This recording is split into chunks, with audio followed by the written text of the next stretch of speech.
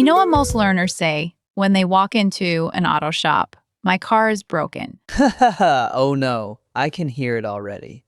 That sounds so. Exactly. And in America, that phrase doesn't help you at all.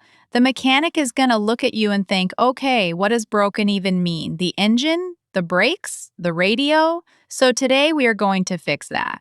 Literally and figuratively. Welcome to Speak Like a Native. I'm Maya. And I'm Leo. Let's get into it. All right, Leo, let me ask you something. Imagine you're driving to work. Suddenly you hear a noise, a weird noise. What do you say? My car is making a problem? Close, but not quite.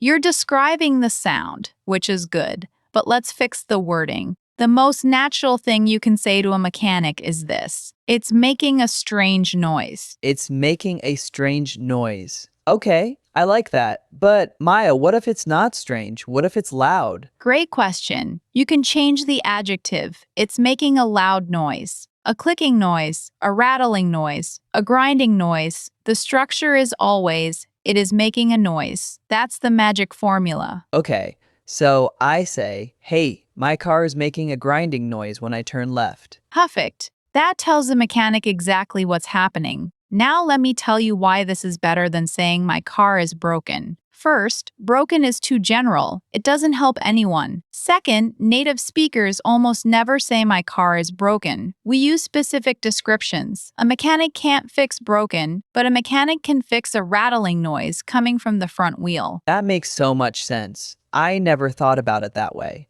So Leo walks into the shop, says my car is making a strange noise. Then what? Then the mechanic will probably ask you to show them, or they'll ask, when did it start? Oh, and I say, last week? You can, but there's a more natural way to talk about time with a mechanic. Use this phrase, when did you last? When did I last? What? When did you last change your oil? When did you last check your tire pressure? When did you last have your brakes inspected?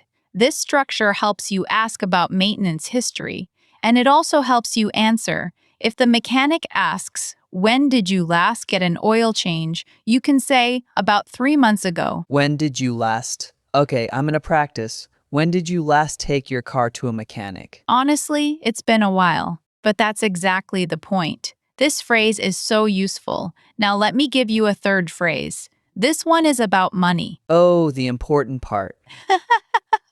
Exactly, so you've described the problem. The mechanic looks at your car, maybe takes it for a test drive. Then they come back and tell you what needs to be fixed. And then you ask the question everyone wants to ask. How much is it going to cost? Right, how much does it cost? That's correct English. But in an auto shop, native speakers use a different expression. Listen carefully. How much will that run me? How much will that run me? Run me. R-U-N space M-E. It means cost me. So the full sentence is, how much will that run me? Or you can say, what will that run me? Both are common. Huh, I've never heard that before. So instead of saying how much does it cost, I say how much will that run me? Exactly. And here's a little more detail. Run me can be used for services. How much will that run me? The mechanic knows you're asking about the repair cost, but you can also use it for other things. Like how much does a week in that hotel run you? Meaning how much does it cost per week? Okay, that's helpful. So let me put all three together.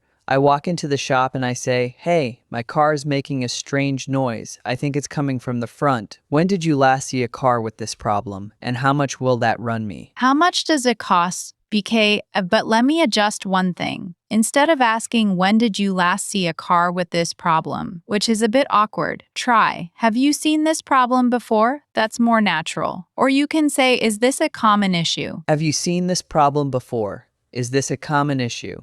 Got it. Now, let's turn this into a real conversation. I'm the mechanic, you're the customer. Okay. Good morning. What can I help you with? Hi, my car is making a strange noise. It's a grinding noise when I brake. Okay, let me check it out.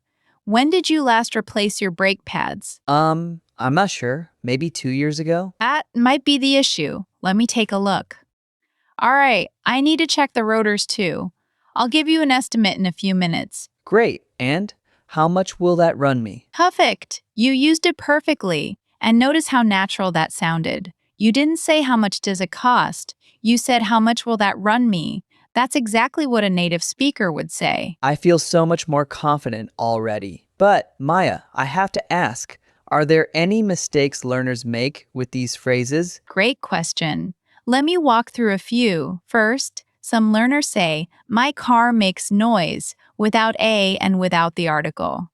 For example, my car makes strange noise. That sounds off. It does. You need a and the adjective. My car is making a strange noise. Not makes a strange noise, it's is making, because it's happening right now. Present continuous. Okay, present continuous. Got it. Second mistake. With when did you last? Some learners say when did you last to change your oil. They add to between last and the verb. Ah, that's a common one for Spanish speakers, right? Exactly. Spanish speakers often carry over the to from their language, but in English we say when did you last change your oil? No to, just the verb directly. When did you last change your oil? No to. Good. Third mistake. With how much will that run me? Some learners say how much will that run for me? Adding for. That's not correct. Just run me. How much will that run me? Not run for me. Got it. And one more thing. The word run here is used as a verb, but it's different from run meaning to move quickly. Here it means to cost. So don't get confused if you hear it in a different context. Okay, so if I say that shirt runs me $20, that means it costs me $20? Exactly. You're catching on. Though we usually say that shirt cost me $20. Run me is more common for services and repairs. But both are used. Good to know. So let me practice all three one more time. Scenario. I'm at the mechanic. My car has been making a weird noise when I drive fast. Okay, go ahead. Hi. My car is making a weird noise when I drive on the highway. Good start. What kind of noise? It's like a humming noise. When did you last see this type of issue? Very good. Minor fix. When did you last see this type of issue? Is okay, but more natural is, have you seen this before? Or is this common? But you're almost there, now ask about price. Right. How much will that run me for a diagnosis? Excellent. You added for a diagnosis, which is very natural. Perfect. I'm getting it. You really are. Now here's something interesting. In the United States, mechanics are usually very friendly and informal. You don't need to be super formal with them. A simple, hey, how's it going, is fine. Then describe the problem using our three phrases. And always ask for an estimate. Never agree to a repair without asking how much will that run me first. That's a good tip because sometimes the repair might cost more than the car is worth. Exactly. That happens more than you think. One more cultural note. In America, it's very normal to ask the mechanic questions. Don't be shy. How long will it take? Is there a warranty on the parts? Can you show me what's broken? Mechanics expect these questions. If you don't ask, they might assume you know everything. Good advice. So to recap today, three phrases. First, it's making a noise. Second, when did you last? Third, how much will that run me? That's it. 3 phrases. But here's the thing, Leo. These phrases don't just help you at the mechanic, they help you sound more natural in any service situation. You can use how much will that run me at a repair shop, a salon, a dentist, anywhere you're paying for a service. So it's a versatile phrase. Very versatile. And here's my final challenge for you. The next time you go to any service place, a barber, a mechanic, a repair shop, try using one of these phrases, just one. See how the person responds. I'm gonna try. How much will that run me at the hair salon next week? Haha, perfect. The stylist will think you're a native speaker. Okay, one thing I want to make sure I remember, say I'm in a different country, like the UK or Australia, do they use run me too? Great question. Run me is mostly American English. In the UK, they might say, how much will that set me back? Or what's the damage? In Australia, how much will that cost me is more common. But if you're in the US, run me is perfect. Good to know. So it's an American thing. Exactly. And since our podcast focuses on American English, that's what we teach. All right.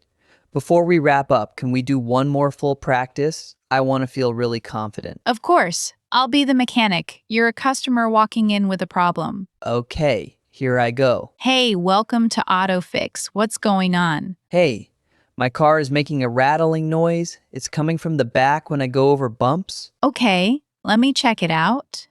Could be a suspension issue. When did you last have your shocks checked? I bought the car 6 months ago. I'm not sure. All right, let me take a look. I'll have an estimate in about 15 minutes. Thanks. And just so I know, how much will that run me for an inspection? The inspection is free, but the repair, if needed, I'll give you a quote. Awesome. Thanks. Heh, that was fantastic.